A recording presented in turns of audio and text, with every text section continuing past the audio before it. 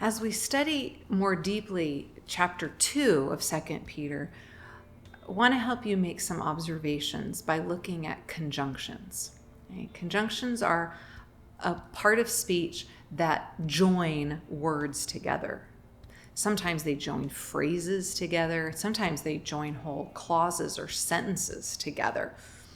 And there are different kinds of conjunctions. And these are the fanboys, we like to say. It's an acronym that helps us remember for, and, nor, but, or, yet, so.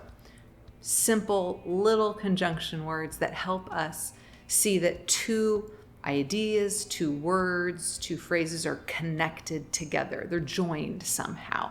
Okay? They tend to be equal in kind of value or style. Subordinating conjunctions are another type of conjunction, and they show relationship between clauses. Clauses, almost a sentence. Sometimes they're sentences, sometimes they're not. But they show relationship. It usually means one of them is elevated above the other or more important than the other.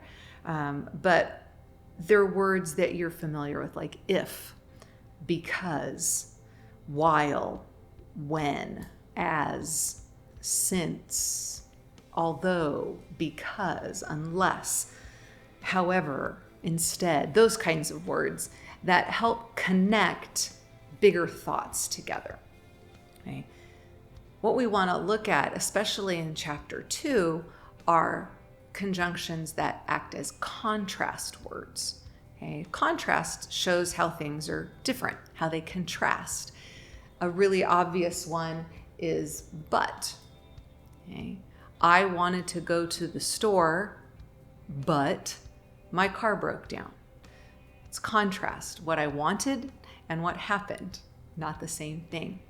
Okay? So that's a great example of a contrast word, conjunction. There are some other, those subordinated conjunctions that are contrast words, like though or although, unless, however, instead. They indicate that something is going to be the opposite of another idea. So some of our conjunctions connect things together by similarity. Contrast words connect them by showing how they're different. So you are going to go ahead and go through all of chapter 2, and you'll notice these quite a bit. They're really obvious. At the very opening of chapter 2, Peter starts with, but false prophets also arose among the people. So there's a contrast to what he wrote before. So you want to look at what happened before and what he was talking about before to understand how this is different. The false prophets are different than what he just talked about. If we look at verse 4, you see a very long idea, and you'll see some of these contrast words in here also. He starts with the conjunction for, which implies a reason. And then he has another conjunction there, and he says if. So there's a condition. Might be true, could be true. If there's something that's conditional, has to happen. Starts with, if God did not spare angels when they sinned, but, contrast, but cast them into hell and committed to them to pits of darkness reserved for judgment. So the contrast there is he didn't spare them, but cast them into hell, reserved them for judgment.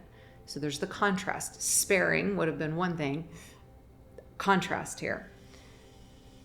Verse 5, and still going off this idea, if God did not spare the ancient world, but preserved Noah, a preacher of righteousness, with 7 others.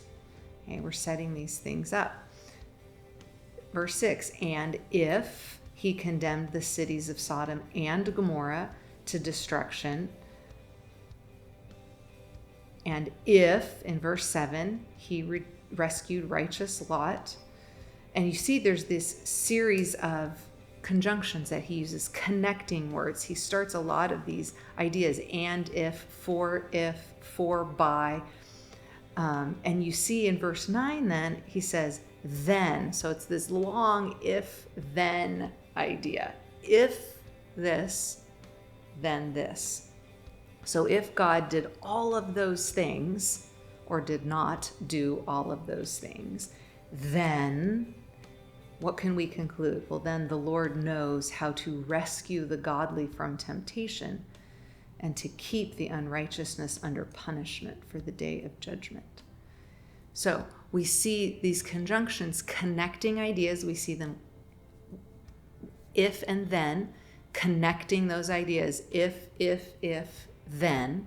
There's a connection of those ideas. They work together. We have multiple ands, conjunctions that connect ideas. And then we have some contrasts using but. You're going to want to use those words to understand what is being said. If you look at verse 11, the first word of the verse says, whereas. It's another contrast word. It's setting up for something different. So look for those contrasts to help you understand what the author is trying to teach you.